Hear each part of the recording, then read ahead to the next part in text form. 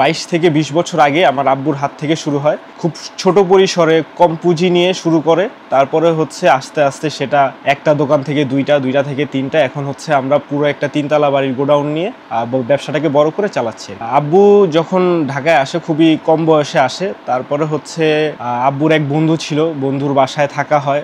বলতে গেলে আব্বু যখন আসছে তখন ঢাকায় তার আত্মীয় স্বজন বলতে কেউই ছিল না। তো গ্রাম থেকে আসার পরে উনি হচ্ছে ওনার ফ্রেন্ডের বাসায় ছিল, ফ্রেন্ডের বড় ভাইয়ের হাত থেকে ব্যবসার মধ্যে ঢুকে সেইখান থেকে হচ্ছে আস্তে আস্তে ছোট ছোট পুঁজি নিয়ে দেখা যায় যে একটা মাল দুইটা মাল সংগ্রহ করে সেটা সেল করে সেখান থেকে ওই অ্যামাউন্টটা আস্তে আস্তে বড় করতে করতে ব্যবসাটা আর কি শুরু করা হয়। ব্যবসাটা মূলত আমার বাবা পরিচালনা করেন। মেইনলি হচ্ছে এখন যেহেতু বাবার বয়স হয়েছে, ভাইয়া হচ্ছে পুরো দায়িত্বটা নিয়ে হচ্ছে এটা এখন আরো বড় পরিসরে বাড়ানোর চেষ্টা করতেছে। সাথে আমাদের এক ভাই আছে ম্যানেজার, তাকে আমরা নিজের ভাইয়ের মতোই দেখি, তো উনিও আমাদের খুব সহযোগিতা করেন।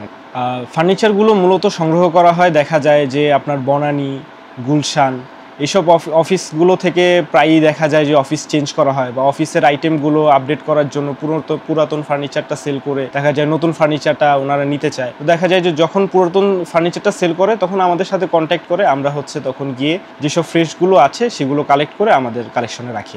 মূলত বেশিরভাগ ফার্নিচার পাওয়া যায় হচ্ছে আপনার সোফা, ডাইনিং টেবিল, তারপরে মানে একটা রুমের মধ্যে যেসব মালামাল থাকে যেমন আলমারি, ওয়ার্ড্রোব, সোফা, তারপরে হচ্ছে ফ্রিজ, টিভি, এসি, তারপরে অফিসের আইটেমগুলোর মধ্যে চেয়ার, টেবিল, বস টেবিল এগুলো, তারপর লাইটিং সহ আমরা কিনে থাকি। ফার্নিচার অফিসের হচ্ছে যেগুলো আপনার ডেকোরেশন আইটেম হিসেবে থাকে ওইগুলো আমরা নিয়ে থাকি, কালেক্ট করে থাকি। পুরোনো মালগুলো ক্রয় করার টাইমে আমরা হচ্ছে ফার্স্টে দেখি হচ্ছে এটার আউটার কন্ডিশনটা কেমন থাকে। মেইনলি আমরা ফোকাস করি হচ্ছে ইম্পোর্টেড অথবা হচ্ছে ব্র্যান্ডের মালগুলো কালেক্ট করা। যেমন হচ্ছে চেয়ারের দিক দিয়ে যদি আমরা নির্বাচন করি অটোবি, অথবা দেখা যায় যে গ্রিডের যেসব চেয়ারগুলো থাকে। টেবিলের ক্ষেত্রে দেখা যায় মালয়েশিয়ান টেবিলগুলো, তারপরে হচ্ছে আপনার চায়না টেবিলগুলো।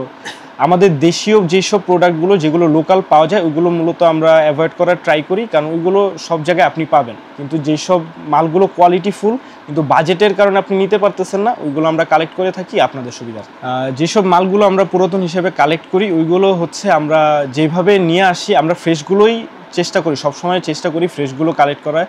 দেখা যায় যে 5টা মালের মধ্যে একটা একটু সমস্যা থেকেই থাকে, তো সেই ক্ষেত্রে আমরা হচ্ছে যে সমস্যাটা থাকে যদি বড় আকারে থাকে সেইগুলো আমরা সেল করি না, সেগুলো আমাদের ভাঙারি হিসেবে গোডাউনে পড়ে থাকে, নষ্ট করে পরে আমরা বিক্রি করে দিই বা ফেলে দিই। তো যেগুলো আর কি টুকটাক সমস্যা থাকে যেগুলো রিপেয়ার করলে হচ্ছে আপনার সমস্যা হবে না বা বোঝা যাবে না, সেগুলো আপনাদেরকে দেখিয়েই আপনাদের সামনেই আমরা রিপেয়ার করে দিই, যেটা আপনার মনে করেন যে পরবর্তীতে কোনো সমস্যা না হয়। ক্রেতাকে আমরা গ্যারান্টি বলতে হচ্ছে যেইগুলো আপনার কাঠের যেসব প্রোডাক্টগুলো, যেমন সেগুন কাঠের বলেন বা যেসব মানে যেগুলো হচ্ছে আপনার কখনো নষ্ট হবে না ওইসব লাইফ গ্যারান্টি আমরা দিয়ে থাকি। আর যেসব দেখা যায় যে আপনার ইম্পোর্টেড যেসব আইটেমগুলো থাকে দেখা যায় যে ওইগুলোর মধ্যে আমরা কোনো প্রবলেম হলে ওইটা 7 থেকে 10 দিনের মধ্যে যদি যে কোনো প্রবলেম হয় সেই প্রবলেমগুলো আমরা সলভ করে দিই। আমরা হচ্ছে যে আপনাকে রিপ্লেস করে দিতে পারবো না, বাট আমরা সলভ করে দিই। এরপরেও যদি কোনো প্রবলেম হয়ে থাকে ইন ফিউচার তখন আমরা এটা রিপ্লেস করে দিই। আমাদের বিজনেসের সবচেয়ে বলতে পারেন সিক্রেট যেটা, ওইরকম মানে সিক্রেট নাই, তারপরে যদি বলা যায় সিক্রেট কি তাহলে সেটা হচ্ছে কমিউনিকেশনটা। কাস্টমারের সাথে একটা ভালো কমিউনিকেশন বিল্ড করা বা সেলারের থেকে একটা ভালো কমিউনিকেশন বিল্ড করতে পারলে আপনি এই ব্যবসাটা অনেক বড় করতে পারেন। এইখানে হচ্ছে প্রতারিত হওয়ার অনেক ওয়ে আছে। আপনাকে যদি কোনো ব্যবসায়ী প্রতারিত করতে চায় সেখানে অনেকগুলো আপনার অপশন থাকে প্রতারিত করার। দেখা যায় যে আপনি যদি কেউ অনলাইনে যদি কোনো প্রোডাক্ট ছেড়ে থাকে, দেখা যায় একটা প্রোডাক্ট ছাড়ছে বাট আপনাকে যখন ডেলিভারি দিবে বা আপনি যখন আসবেন তখন হচ্ছে আপনাকে আরেকটা দেখাবে, এইভাবে হচ্ছে আপনাদের আকৃষ্ট করে বাট দেওয়ার টাইম অন্যটা দেয়। তো আরও আছে যেমন দেখা যায় যে উপর দিয়ে খুব সুন্দর দেখাচ্ছে বা বলতেছে যে এটা ইম্পোর্টেড, এটা লেদার, এরকম থাকে না। অনেকেই দেখা যায় যে এইসবগুলো আর কি প্রতারিত করার জন্য ব্যবহার করে এইসব কথাগুলো। তো দেখা যায় যে আপনারা সবসময় ট্রাই করবেন যে বিশ্বস্ত কোনো সেলার থেকে এইগুলো কালেক্ট করা। আমাদের এইখানে ম্যাক্সিমাম যেসব ক্রেতারা আসে তারা বেশিরভাগই হচ্ছে মধ্যবিত্ত যারা, বা দেখা যায় যে যারা হচ্ছে যে চাচ্ছে যে মানে আমার বাজেট কম বাট আমার কাছে আমার একটা বাসায় 5 লাখ টাকার সোফা উঠানোর খুব শখ, বাট আমার কাছে এত টাকা নাই, আমি চাচ্ছি যে 1.5-2 লাখ টাকার মধ্যে একটা ভালো সোফা আমার বাসায় উঠানো, যেটা দেখতে ভাল লাগবে, আমার নিজেরও ভাল লাগবে আমার ঘরটা সাজানোর জন্য। তো দেখা যায় মধ্যবিত্ত যারা আছে তারাই ম্যাক্সিমাম আমাদের কাছে আর কি কিনতে আসে। আর সেলার যদি বলি যে আমাদের কাছে এইসব মালামালগুলো সেল করে কারা, যাদের টাকার হিসেব নাই, মেইনলি হচ্ছে যে যারা হচ্ছে প্রতি 6 মাস 1 বছর পর পরই প্রোডাক্ট চেঞ্জ করে, তারাই হচ্ছে আমাদের মেইনলি হচ্ছে আমাদের তাদের থেকে কালেক্ট করা। তারা আমাদের সাথে যোগাযোগ করে, আমরা যাই ফিজিক্যালি দেখি, কন্ডিশন ভালো থাকে আমরা আবার সেগুলো নিয়ে আসি। আমাদের দোকানে মেইনলি এখন আগে যেমন ছিল, মানে আমার বাবা যখন বিজনেস করতো তখন হচ্ছে কাঠের চাহিদাটা খুব বেশি ছিল। এখন দেখা যায় যে ম্যাক্সিমাম কাস্টমারই হচ্ছে ব্র্যান্ডের জিনিসটা খুব চায় আর কি। যেমন দেখা যায় হাতিলের যে কোনো প্রোডাক্টই, হাতিলের যদি হয় কাস্টমার 2 টাকা বেশি হলেও দিয়ে নিয়ে যায়। তারপর দেখা যায় যে লেদারের যেসব সোফাগুলো থাকে, কাঠের সোফার একটা টাইমে চল ছিল, এখন হচ্ছে ওইগুলো নাই।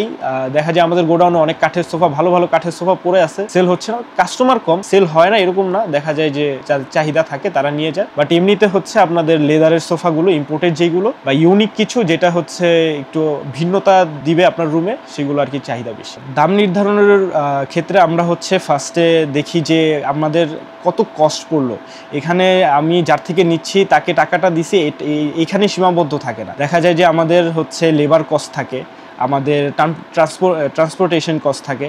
তো সেই ক্ষেত্রে সব মিলিয়ে একটা অ্যাভারেজ যেটা আমাদের হচ্ছে প্রফিট দিবে, যতটুকু মিনিমাইজ করা যায়। আমরা হচ্ছে আস্কিং, দেখা যায় যে আমি আপনার থেকে 1 লাখ টাকা চাইলে আপনি 1 লাখ টাকা দিবেন। সেই ক্ষেত্রে দেখা যায় আপনি যদি আপনার পছন্দ হয়, আমরা যদি সেটা বুঝতে পারি যে হ্যাঁ আপনার নেওয়ার আগ্রহ আছে, সেই ক্ষেত্রে আমরা অনেকটা প্রাইস কমাই দিই। আমাদের মিনিমাম লাভ হইলেই হয়, যেহেতু আমাদের প্রোডাক্ট বেশি, সেল বেশি, সেই ক্ষেত্রে আমরা এটা করে থাকি। আমরা আমাদের শপে কখনোই ফিক্সড প্রাইসে কোনো আইটেম সেল করি না। দেখা যায় যে আপনার যদি পছন্দ হয়, সেই ক্ষেত্রে আমরা যতটুকু সম্ভব আপনাকে ওইটা দেওয়ার চেষ্টা করি কম প্রাইসের মধ্যে। এমনও হয় আমার বাবা যেটা মাঝে মধ্যেই করে, যে ওনার যদি কোনো কাস্টমারের কথা ভালো লেগে যায়, ওনার লস হলে উনি এটা দিয়ে দেয়। দেখা যায় যে আমার চালান যতটুকু উঠছে অতটুকু উঠলেই হয়। আমরা একটা খুবই বড় অ্যামাউন্টের একটা লট পাই, বলতে গেলে আমার ভাইয়ার হচ্ছে ওইটাই সবচেয়ে মানে এক্সপেন্সিভ লট বলতে পারে। তো এটা হচ্ছে যে বনানীতে আপনার একটা অ্যাপার্টমেন্ট ছিল, একটা বলতে একজনের 3টা অ্যাপার্টমেন্ট ছিল একটা বিল্ডিংয়ে। উনি আর কি দেশের মধ্যে খুবই একটা বড় লেভেলের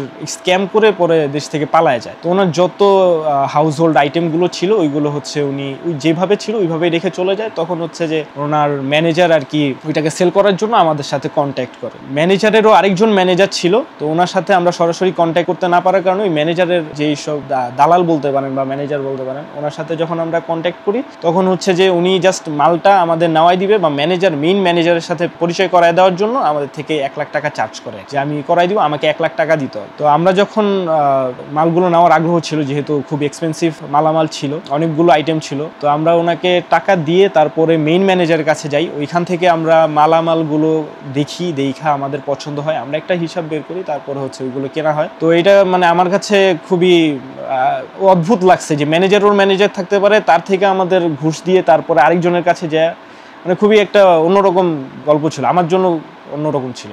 সেলিব্রিটি বলতে আসলে দেখা যায় যে টিকটকার, মেইনলি আমাদের অনেক টিকটকার আছে যারা হচ্ছে আমাদের থেকে মালামালগুলো কালেক্ট করে। যেমন আপনার হচ্ছে প্রিন্স মামুনকে অনেকেই চিনেন, ওনার এই বসুন্ধরায় হচ্ছে যখন উনি একটা সেলুন দেয়, আমাদের সেলুনের আইটেমগুলো ছিল, তো উনি হচ্ছে আমাদের থেকে সেলুনের চেয়ারগুলো নিয়ে যায়। আর হচ্ছে অনেকে আছে, অনেক টিকটকার আছে বা ইউটিউবার আছে যারা হচ্ছে আমাদের থেকে আইসা তারপরে প্রোডাক্ট নিয়ে যায়। তারপরে হচ্ছে যদি বলা যায় যে সালমান মুক্তাদিরও একদিন আসছিল আমাদের এইখানে, তো অনেকেই আসে আর কি, পরিচিত মুখগুলো আসেন। আমাদের এইখানে প্রতারণার ব্যাপারটা হচ্ছে যে ব্যবসায় তো বিশ্বাসটা খুব বড় ব্যাপার। তো দেখা যায় যে আমাকে বলছে যে আরেকজন ব্যবসায়ী, উনি আমাকে বলছে, দেখা যায় যে উনি আমাকে এত টাকার মাল দিবে, এই মাল দিবে আর। তো দেখা যায় যে আমরা তো একটা প্রাইস মানে ফিক্সড করি যে হ্যাঁ আপনার থেকে আমি এত দিয়ে নিব। তো এরকম মাঝে মধ্যে হয় যে দেখা যায় যে আমি ওনাকে প্রাইস বলছি, উনি রাজি হয়েছে, মাল দিবে বইলা, তারপরে দেখা যায় যে মালটা দেয় না, উনি অন্য কাউকে দিয়ে দেয়, এরকম অন্য কারো থেকে বেশি পাইলে আর কি দিয়ে দেয়। তো এইগুলা খুবই কম হয়, আর যখন হয় আসলে ব্যবসাটা বিশ্বাসের ব্যাপার, তো যখন হয় খুবই খারাপ লাগে। ভবিষ্যতে ব্যবসা নিয়ে বলতে গেলে যে এটাকে একটা ব্র্যান্ড হিসেবে তুলে ধরার খুবই ইচ্ছে। আপাতত আমরা যেহেতু পুরান ফার্নিচারের ব্যবসা করতেছি, চাইতেছি যে যদি এটা নতুনের দিকে নিয়ে যাওয়া যায়, যে আমরা নিজেরাই ম্যানুফ্যাকচার করলাম, আমরা নিজেরাই সেল করলাম, ইচ্ছে আছে ইনশাল্লাহ, আপনাদের দোয়ায় যদি পসিবল হয় অবশ্যই আমরা এটা। পুরনো ফার্নিচার যদি কেউ কিনতে চান, আমি অবশ্যই বলবো যে সেল করতেছে তার ব্যবহার কেমন, উনি হনেস্ট কিনা, উনি সত্য কথা বলতেছি কিনা, আপনাকে যখন কোনো প্রোডাক্ট দেখাচ্ছে সে আপনার সাথে আন্তরিক কিনা অবশ্যই এটা চেক করবেন। তারপরে হচ্ছে মাল দেখা, কারণ যদি কোনো যেই ব্যবসায়ী আপনার কাছে সেল করবে সেই যদি সৎ না হয়, মাল ভালো হইলেও আপনার ভালো হবে না আর কি। দেখা যায় যে ইন ফিউচারে গিয়ে আপনার ভালো একটা ফিডব্যাক পাবেন না, আপনি একটা প্রবলেমে পড়লে আপনি সেই ফিডব্যাকটা পাবেন না, ভালো একটা ফিডব্যাক পাবেন। তো আপনাদের অবশ্যই সবাইকে অনুরোধ রইবে যে যেখান থেকেই মালটা নেন কালেক্ট করেন, দেখে নেবেন, দেখে শুনে নেবেন, ব্যবসায়ীর সাথে ভালোভাবে কন্ট্যাক্ট করবেন, ওনাকে খুঁতে মানে আপনি একটা দাম দিয়ে যখন মাল নেবেন অবশ্যই আপনার দায়িত্ব সেটা দেখে নেওয়া।